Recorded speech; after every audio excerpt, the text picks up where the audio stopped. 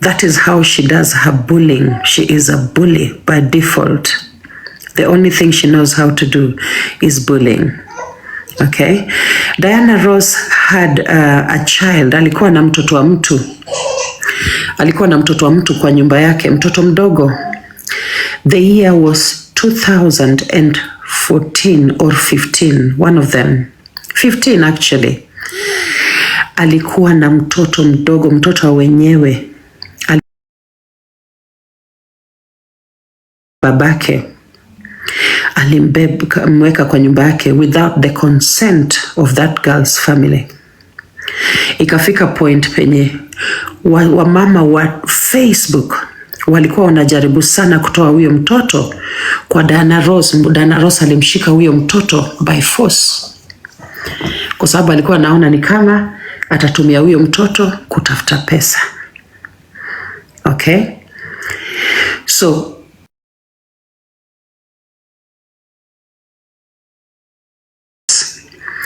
is not different from what Diana did in 2015 when she hosted a girl without the consent of that the girl was around 10 years old. Okay? And the girl could hata ye angebakwa na Diana Ross. Okay? So this idea that Karembo may have harmed that child, saizi anakana ya kwamba hakusema ya kwamba Karembo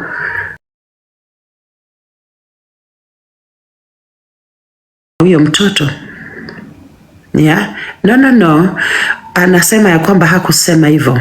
Ye mwenye alisema ya kwamba anyone supporting Karembo, okay, is also a pedo. Kapunye alisema juzi tu, nilisikia kwa live, akisema ya kwamba anyone mwenye ana support is an accomplice kwa the exploitation, the sexual violation of children.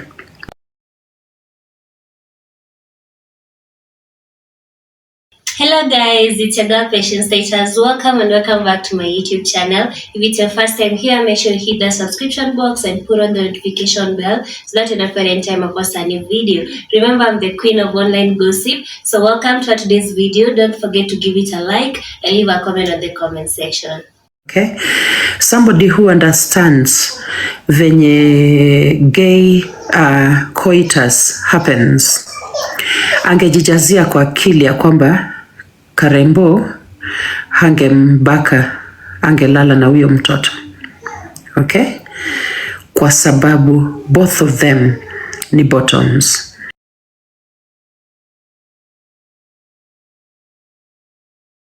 Ni vendetta ya Diana Ross against you. Sijui ulimfanyia nini, lakini atakuvuruga until apate her next victim.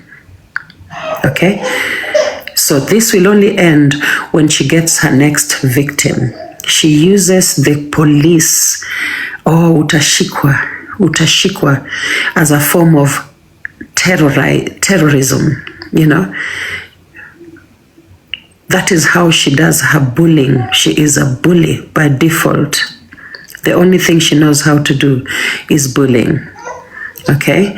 Diana Ross had a child. Alikuwa na mtoto wa mtu. Alikuwa na mtoto wa mtu kwa nyumba yake, mtoto mdogo. The year was 2014 or 15, one of them. 15 actually. Alikuwa na mtoto mdogo, mtoto wa wenyewe.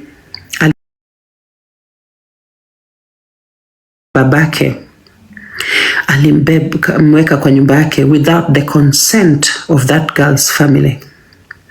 Ikafika point penye wamama wa Facebook walikuwa wanajaribu sana kutoa huyo mtoto kwa Diana Ross. Diana Ross alimshika huyo mtoto by force, kwa sababu alikuwa anaona ni kama atatumia huyo mtoto kutafuta pesa.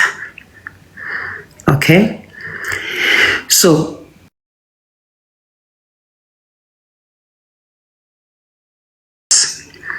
is not different from what Diana did in 2015 when she hosted a girl without the consent of that the girl was around 10 years old.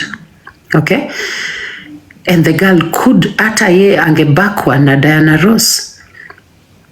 Okay, so this idea that Karembo may have harmed that child, saizi anakana ya kwamba hakusema ya kwamba Karembo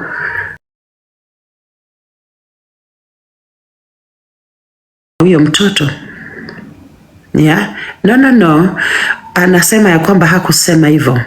Ye mwenyewe alisema ya kwamba anyone supporting Karembo, okay, is also a pedo. Kapunye alisema juzi tu, nilisikia kwa live akisema ya kwamba anyone mwenye ana support is an accomplice kwa the exploitation, the sexual violation of children. Alisema aliweka kwa hiyo kundi, aliweka mpaka nani, mpaka huyu msichana naitwa nani, Buji, mpaka Black Forest waliweka kwa hiyo kundi ya watu wenye wanaumiza watoto wadogo. Okay, sasa saizi ana change story kwa sababu anajua amepatikana. Okay, so I'm saying again, Karembo, do not go to any police station. Hakuna crime umecommit. Okay, umebebewa snake, a dead snake. Kapunye is hanging and dangling a dead snake in your face. In a few weeks or days, she will forget about you. She will move to the next victim. Okay, hata mimi juzi nimeona huko kwa Shooting Star anasema very soon nitashikwa, you know. So Diana uses the police for bullying. Hata kama umenyamaza, hata kama unamuongelelea, she will still find a way of coming for you because mwanamke ni mgonjwa. And that is another thing I wanted to talk to Auntie Wakio about. Auntie, jamani, why are you, kwa nini hukumbuki kila mara ya kwamba huyu mwanamke Kapunye ni mgonjwa? Kwa nini mnamtreat ni kama kuna kichwa sawa kama yenyu? Jamani, every time mnamuongelea mkiwa mnasahau ya kwamba mwanamke mwenyewe ni mgonjwa, anakula dawa. Jamani, mjaribu sana mfikirie hiyo kila wakati tafadhali. People forget all the time ya kwamba kuna bipolar disorder, you know. Wanasahau kila wakati, na mwanga nashangaa watu wanajua wanaongea na mwendazimu, you know, na mwendazimu ameweka mateka hapa TikTok. Mna run around mkiwa mna panic. Huyu mwanamke alinipeleka kotini juzi, tulikuwa kotini tarehe 15 mwezi wa 5. Mwanamke hakujionyesha hata kotini. She did not show up, not even a lawyer. She did not even send a lawyer. Mnanielewa? Mwanamke ni mwendazimu wadau. Hiyo kesi yenye wanga nasema, uliiba nini nikakupeleka kotini. That case, she never showed up on the 15th of May. All right? So you're dealing with a crazy human being. You know, she does not care about those cases. She only cares that she can bully anybody using the police and the courts. Okay? So kaini rada, achaneni na huyo mwanamke. If possible, mpatie blackout mkieza. If in your corner you can give a total blackout, do that. Okay? But don't take anything she says or does seriously. Don't do it. When ndio utaenda unakaa mjinga. Okay? So guys, that's all I came to say. Nimemaliza za kwangu. I want to end my life. Niko na birthday yangu kesho.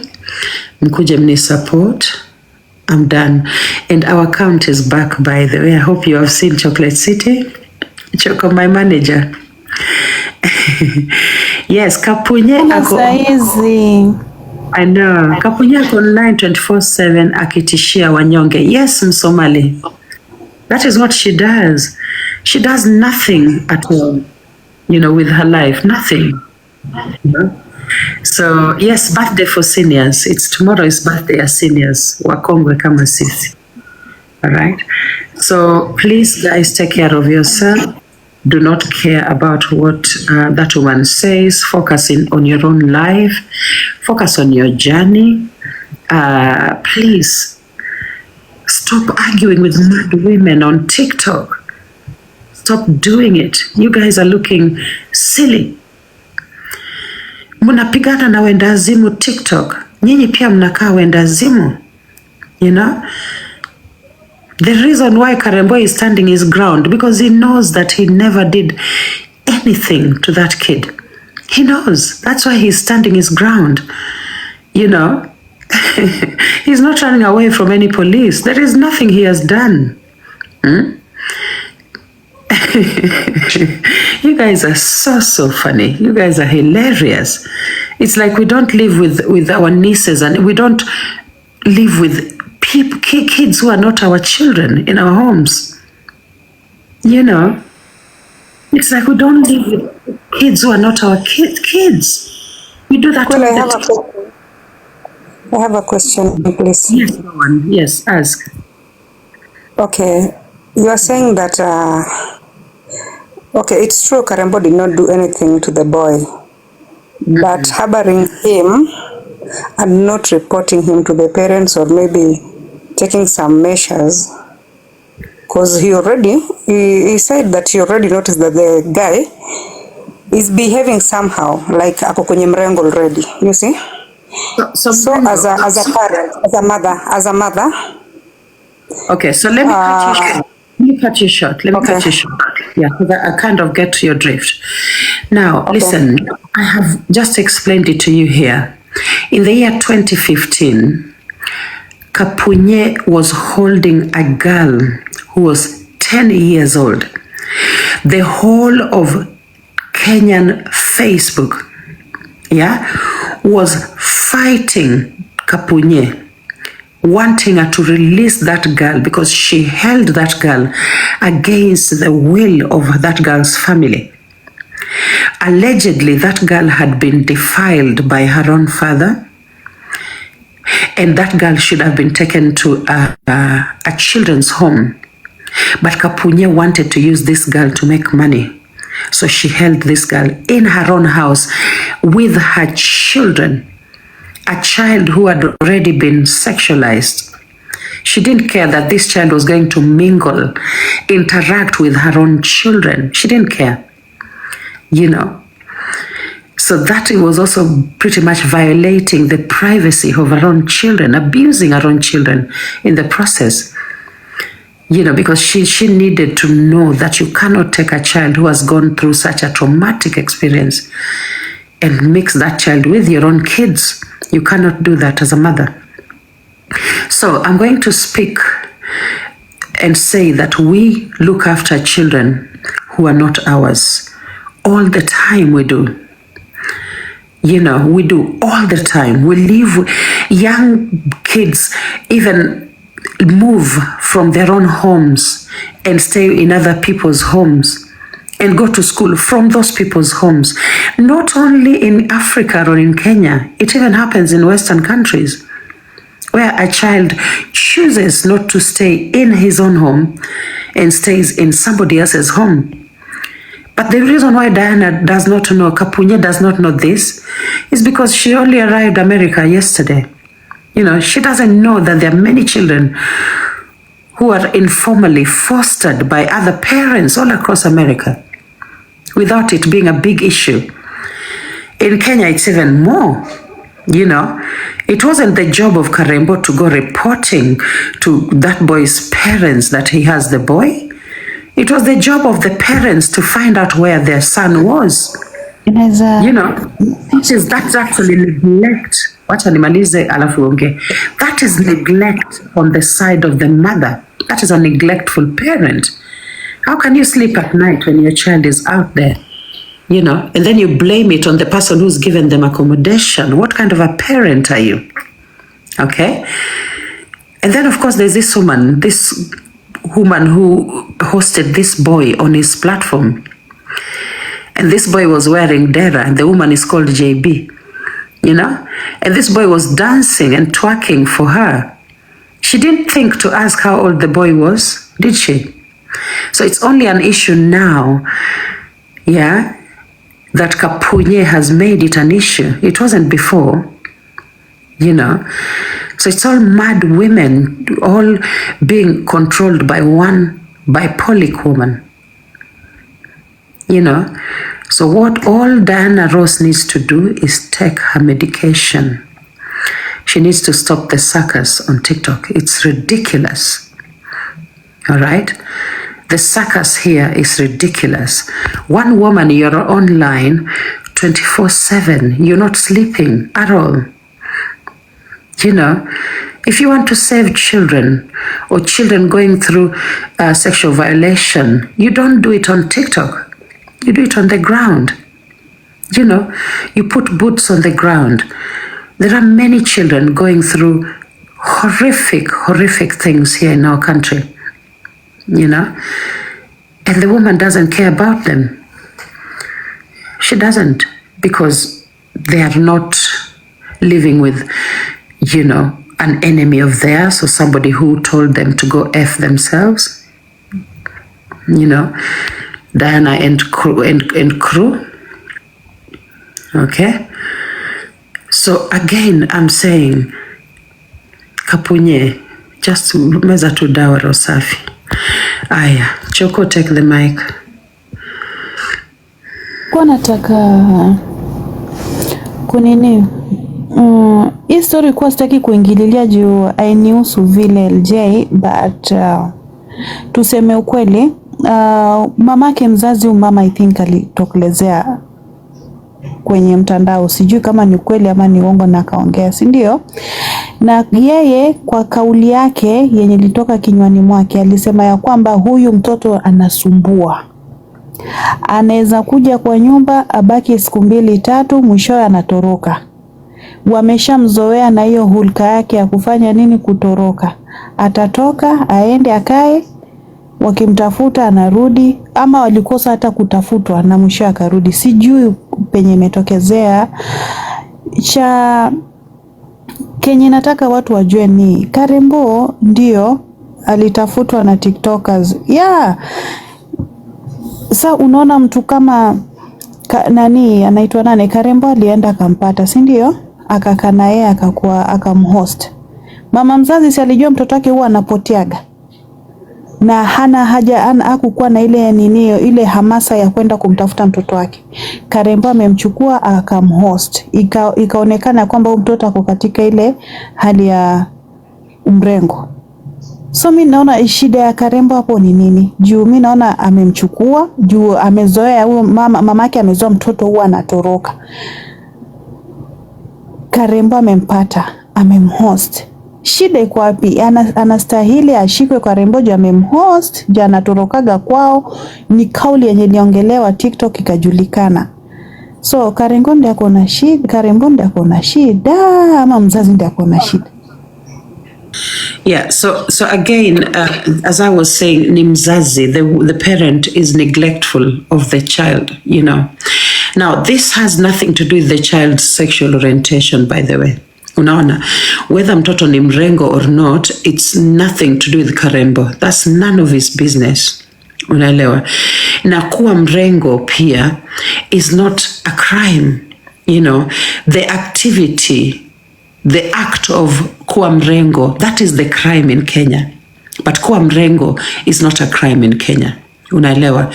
So again, nasema hivi, it has nothing to do with the boy's sexuality at all. But because Kapunye is also homophobic and transphobic,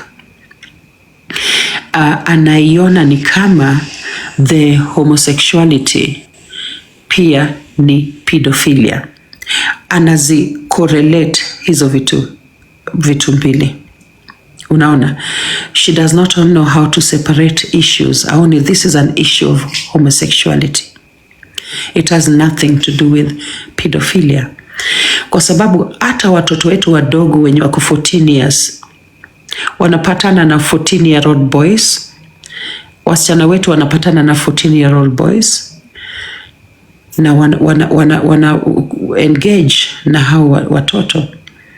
Unaelewa? So it has nothing to do with the boy's sexuality.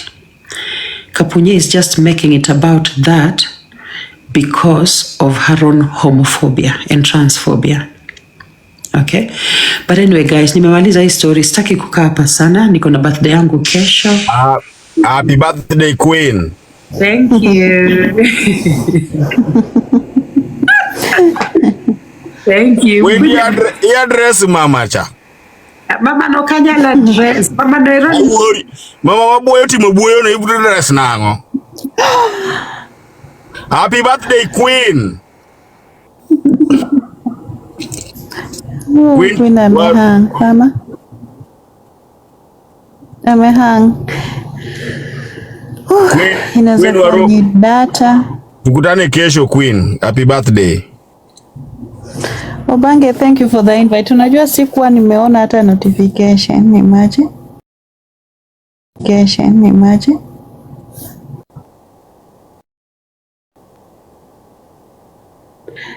Yeah.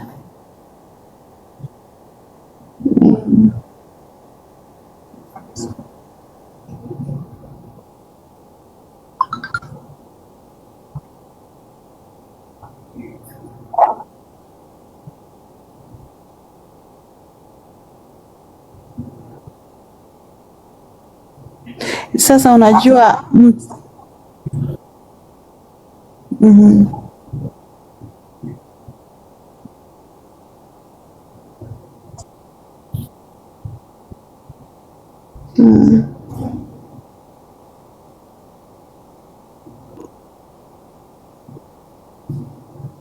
Okay, best man mtrapa. Best man mtrapa. Best man mtrapa. Best man mtrapa. Best man mtrapa. Best man mtrapa. Amerudi. Nimerudi. Karibu, welcome back. Thank you. My bundles zilisha. So just kusema tu kweli tunajua unaenda kushuka queen. I missed your live. Atupatani online. Hakuna siku. Guy, hadi nilikuwa nimesema nimekosea nini network kama time yangu. Si unajua hapa hivi Waiguru tunaenda kukaa na Waiguru nyumbani sasa. Oh, mnaenda okay. Anyway, but thank you so much for being here, nashukuru. And kuna kitu nilikuwa nataka niseme kabla sija end live, yeah? Ya kwamba Karembo hatashikwa na Kapunye. I just want to tell Kapunye ya kwamba hatashika Karembo. Unaelewa? Na if it happens ya kwamba amefaulu na akampata, Karembo hata hapo kwa hiyo cell for more than 2 hours. Now, the definition of stupidity is this: doing the same thing over and over again and expecting a different outcome. Happy birthday, Nyakoyer. That is stupidity. Kapunye knows very well that the minute she touches something, it can no longer work. You know, she could have actually stayed out of this Karembo issue, and she could have allowed TikTokers to be angry with Karembo on their own terms. But the minute she touched this story, she has totally messed it up, you know. So now what is happening is that people are just waiting for her to put a finger on Karembo. And then now she'll again look like an idiot for the umpteenth time, you know. Kapunye, that is the definition of stupidity. Every time you touch a case on TikTok, you deprive that case of thorough, okay, thorough analysis. You deprive it of life. You suffocate it to death because nobody wants to see you around any cases on TikTok. Nobody even trusts anything you say. Nobody trusts it. It is all hogwash, baloney. Okay? Because you have no stand on anything. You know, your politics is, wishy-washy. 1 minute you're this side, the next you're the other side, depending on who has offended you and how you want to punish them. So I'm going to say again that you're wasting your time. Find something better to do with your life.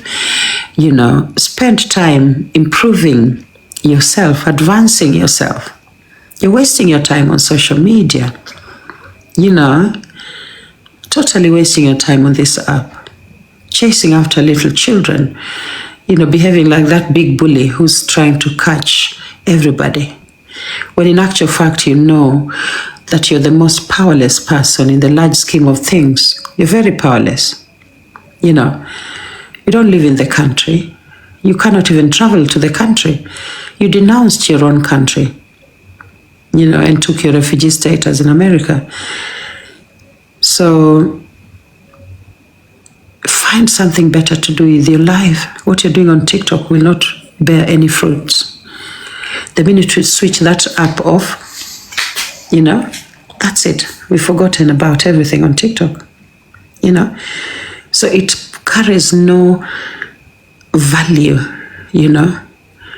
The work that you're doing on TikTok, work, quote unquote, because I think you imagine that you're doing something important here. It carries no value. The minute we switch the phones off, that's it. Nobody remembers you, So, and then of course, I think perhaps you're happy that you're appearing on blogs here and there. The blogs are also just accounts like ours, The minute someone gets rid of the account, that is it. The videos are gone. Doesn't matter anymore.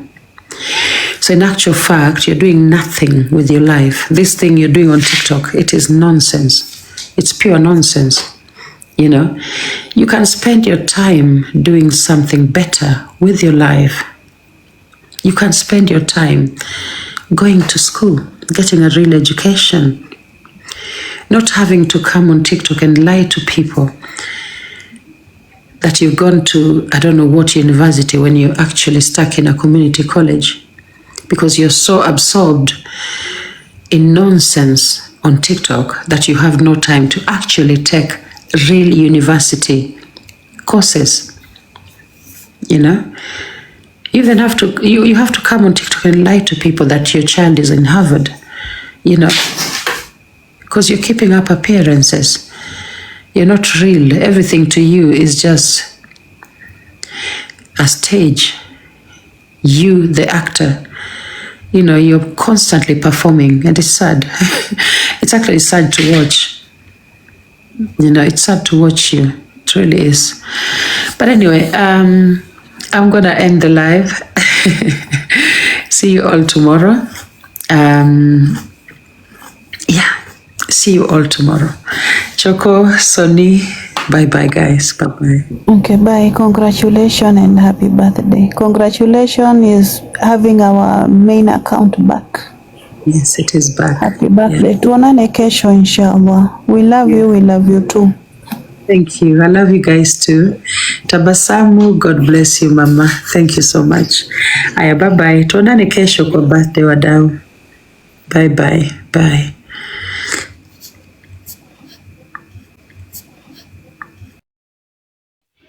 So thank you so much for watching the video to the end. Remember to like, share, comment, and if you have not subscribed, please make sure you subscribe and put on the notification bell so that you know every time I post a new video. So guys, thank you. I'm gonna see you on my next video. Bye.